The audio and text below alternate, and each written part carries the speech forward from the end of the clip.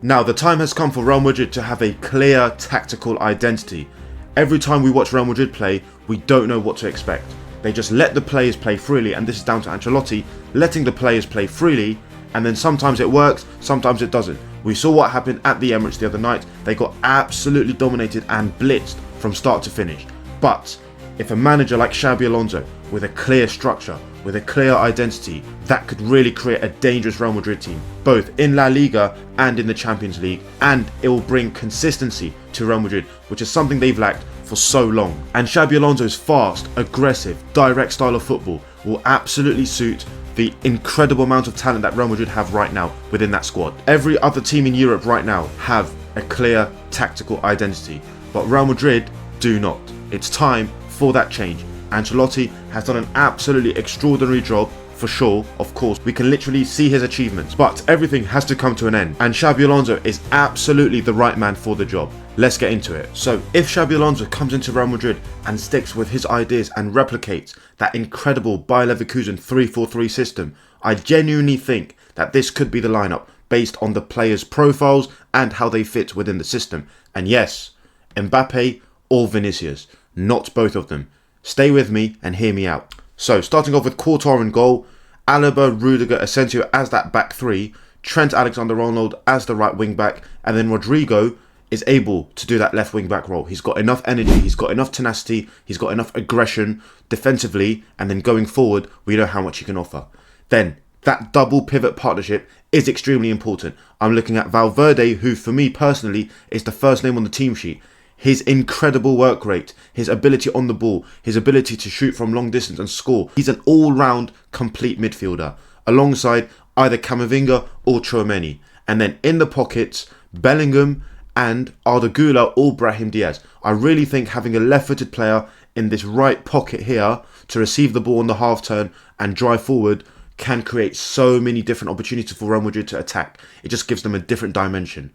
And then when Real Madrid have possession of the ball, just like what Hincapi did at Bayer Leverkusen, I'm thinking Alaba is a very similar profile to that. And I could see him really going up here, becoming the left winger, allowing Rodrigo to drift inside, Bellingham to have a little free roaming role, and then they have a midfield five. And someone like Camavinga, Tchouaméni, dropping in here at times, just like the Granit Xhaka role, dropping into that space.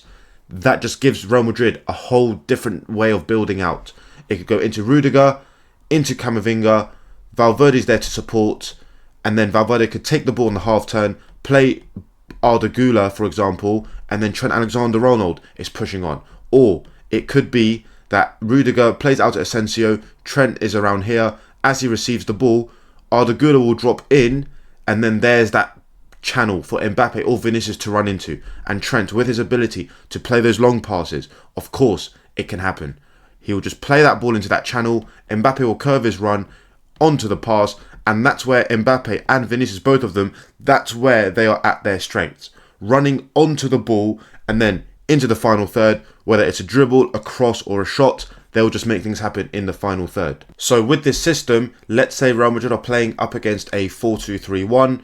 When Rudiger has the ball and the striker's pressing Rudiger, the 7 might be pressing Alaba, and that's when Alaba really pushes on, creating problems for the number 7.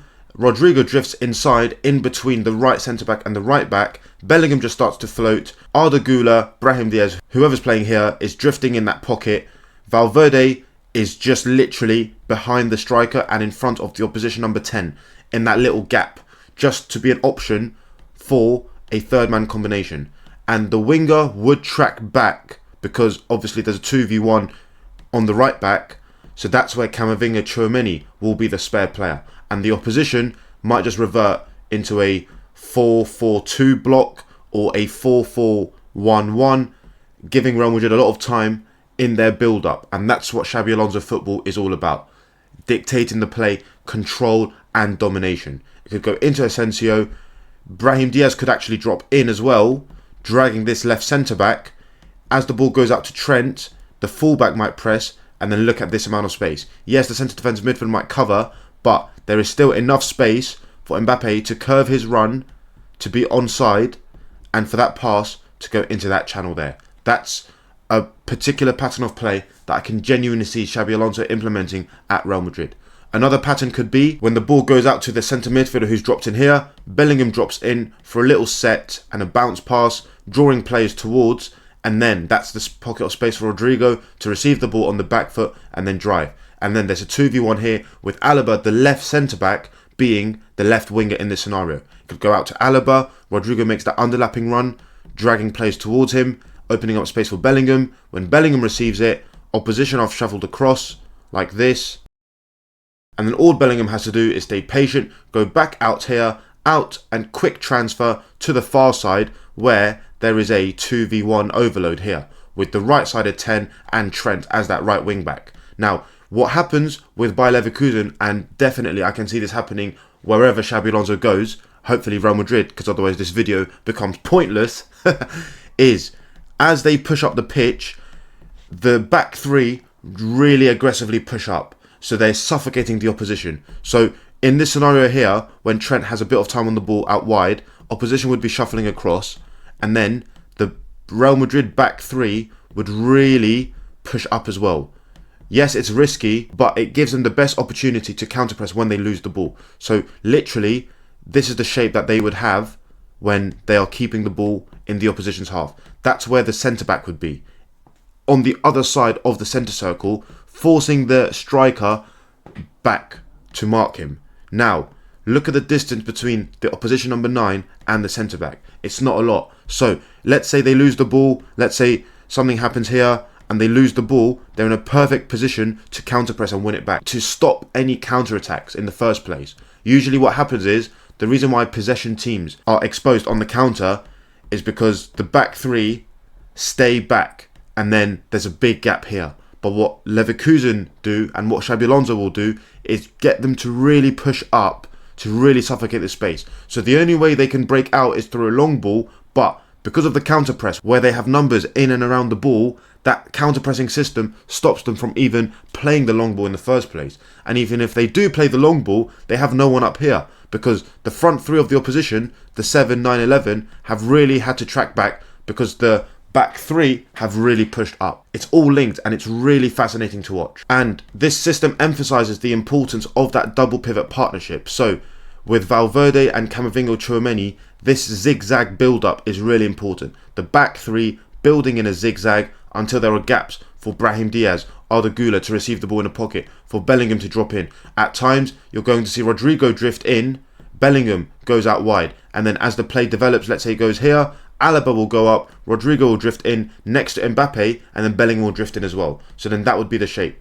And with Rudiger and Asensio's athleticism, aggression, and their ability to win aerial battles and on the ground as well, with their 1v1 ability in defending, Xabi Alonso can have the assurance to really be aggressive in attack, knowing that Rudiger and Asensio are there to stop any counterattacks with their aggression, with their athleticism. With Valverde as well, with his tenacity. This Real Madrid team is very athletic. That's one of their big strengths. And playing a very aggressive, direct, free-flowing style of football, it's a perfect mold. It's a perfect mix. Now, there will be certain moments where Real Madrid have to sit back and defend, so I could see them going into a 4-4-2, forcing them out wide. Very simple structure with Rudiger, Asensio as the two centre-backs, Trent becoming the right back, Alaba becoming the left back, Camavinga, Tchouameni, whoever's playing there with Valverde, Arda Güler, Brahim Diaz here, Bellingham as that number 10 behind Mbappe, Vinicius, and then Rodrigo as the left winger. So out of possession, it could be a 4-4-2, a 4-4-1-1, very compact, limiting the distances, forcing them out wide, and then winning the ball and starting again. A very simple 4-4-2 shape out of possession. It could become a 5-4-1, but looking at Rodrigo playing at left wing back, perhaps I don't see that happening. But that's something for Xabi Alonso to consider. There might be big games where Rodrigo has to sit on the bench, Alaba goes to left wing back, and then Militao drops into centre back. So then they would become a back five. So it's a very flexible formation as well. The way this could become a back five is Rodrigo drops in like that, Bellingham drifts out there, and then it's a 5-4-1. And then what happens is, if the left back receives the ball, Trent will really aggressively press, and then everyone else in the back four will shuffle across. So that's why Rodrigo playing here out of possession, it doesn't look right, does it? So that's why I can see the 4-4-2 with Rodrigo here, Bellingham there, and then the back four of Alaba, Rudiger, Asensio and Trent in that shape right there.